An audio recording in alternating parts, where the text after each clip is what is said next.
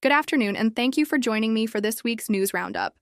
Today, I'll cover the most significant U.S. financial, political, and global events from the past 7 days, spanning May 4th to May 11th, 2025. Let's dive in, starting with U.S. financial news. U.S. financial news. The U.S. financial landscape this week was shaped by trade policies, market reactions, and economic indicators. The biggest story revolves around President Donald Trump's ongoing tariff initiatives, which continue to ripple through markets. On May 11th, Yahoo Finance reported that Trump hailed very good progress in U.S. China trade talks, with negotiations between Treasury Secretary Scott Bessent and Chinese Vice Premier Lifeng resuming today after a day of intense discussions. These talks aim to mitigate a trade war that has unsettled financial markets, with Trump's tariffs reportedly straining U.S. small businesses operating on slim margins. The tariffs, including a notable 100% tariff on foreign-made movies to bolster Hollywood, have raised costs for consumers, evident in pricier Mother's Day bouquets. Market responses were mixed.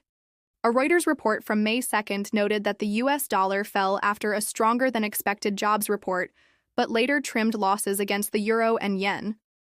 The report suggested a stable labor market, though it didn't fully account for tariff impacts imposed on April 2nd, dubbed Liberation Day. Markets have scaled back expectations for Federal Reserve rate cuts to about 80 basis points for the year, down from 100, reflecting cautious optimism. Gold prices also made headlines, with Bloomberg reporting on May 2nd that gold was set for its first back-to-back weekly loss this year, dropping 2.7% to $3,231.90 an ounce. This decline was attributed to strong U.S. jobs data, reducing gold's safe haven appeal, and progress in trade talks, easing global tensions. Finally, U.S. manufacturing faced challenges, with Reuters noting on May 1st that the sector contracted for a second month in April due to tariff-induced supply chain strains. The ISM's manufacturing PMI hit a 5-month low of 48.7, signaling potential deepening contraction through the summer, even with Trump's 90-day suspension of reciprocal tariffs. These developments highlight a financial environment navigating trade uncertainties and economic resilience, with small businesses and consumers feeling the pinch. U.S. political news. Politically, the U.S. saw a mix of policy moves and individual controversies. President Trump's trade agenda dominated, with a significant announcement on May 9th via the NYSE's X post about a new U.S.-UK trade deal, signaling a breakthrough with more deals expected. This aligns with Trump's broader strategy to reshape global trade, though his tariff policies sparked debate. On May 9th, Reuters reported Trump's openness to taxing the rich but warned of political fallout, a statement that stirred discussions on fiscal policy. Another notable story involved Representative Marjorie Taylor Greene, whose recent decision, though specifics remain unclear from available data, drew attention days after actions by Georgia's governor. This suggests ongoing political maneuvering within Republican ranks, potentially tied to state or federal agendas. A legal development also emerged, with the New York Times reporting on May 11th about Wilkie Farr and Gallagher, a law firm that avoided a punitive executive order by negotiating with the White House. This underscores the administration's willingness to use executive power to influence corporate behavior, raising questions about governance and compliance. Additionally, an X post by Mo and Steady on May 9th claimed Trump cut off aid to Israel and that Russia was flying in soon, possibly for diplomatic talks. These claims lack corroboration from major outlets and should be treated as inconclusive, but they reflect polarized sentiments on X about Trump's foreign policy shifts. These stories illustrate a politically charged week, with trade, taxation, and executive actions at the forefront, alongside unverified but vocal social media narratives. World news globally. Trade tensions, conflicts, and humanitarian crises topped the headlines. The U.S. China trade talks in Geneva, reported by NPR on May 10th, were a focal point, representing efforts to de-escalate a trade war impacting global markets. These talks are critical as tariffs continue to affect economies worldwide, with the UK's FTSE 100 dipping 0.3% on May 11th, amid trade uncertainties.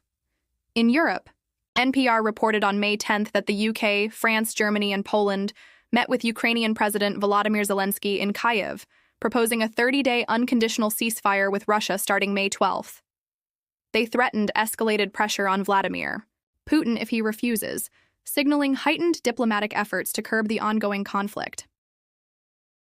The India-Pakistan ceasefire along the line of control, noted by NPR on May 11th, showed signs of fragility.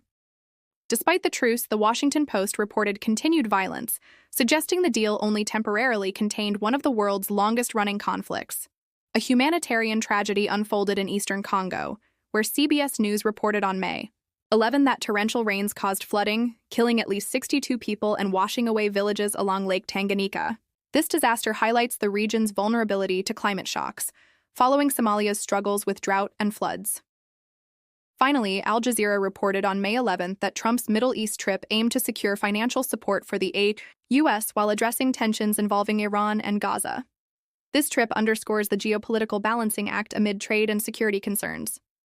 These global stories reflect a world grappling with trade disputes, fragile ceasefires, and climate-driven crises, with significant implications for international stability. Conclusion.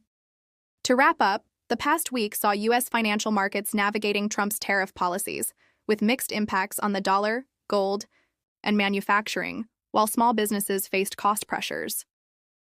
Politically, Trump's trade deals, openness to taxing the rich, and executive actions shaped the discourse, alongside unverified claims stirring online debate. Globally, U.S. China trade talks, fragile ceasefires in Ukraine and South Asia, and devastating floods in Congo underscored a complex interplay of diplomacy and disaster.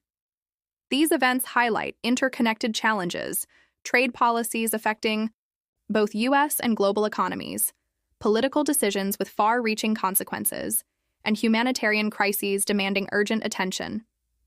As these stories evolve, their outcomes will shape markets, governance, and international relations in the weeks ahead. Thank you for listening, and I welcome any questions.